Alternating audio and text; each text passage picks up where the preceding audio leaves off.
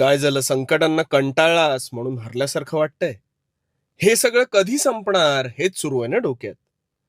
आता तुला यातून मार्ग कसा काढायचा ते सांगतो. शांतपणे ऐक. एकदा एका पक्षाला लहानपणापासूनच पिंजऱ्यात ठेवलं गेलं. रोज त्याला छान खायला देखील घातलं. पक्षी खुश होता.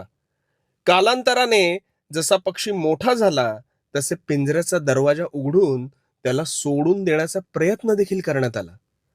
पण पक्षी पंख असून उडणेच विसरला होता रे. त्याचा त्याच्या पंखांवरचा विश्वास हा मालकाच्या गुलामगिरीत संपुष्टात आला आणि त्याला गुलामीच प्रिय वाटू लागली. तर दुसरीकडे एक पक्षी जंगलातल्या वातावरणात वाढत होता. रोज त्याला खाण्यापिण्यासाठी संघर्ष करावा लागत होता. पण त्या संघर्षांना तोंड देत तो हळूहळू अधिक उंच उडू लागला. त्याचा आत्मविश्वास दुणावला.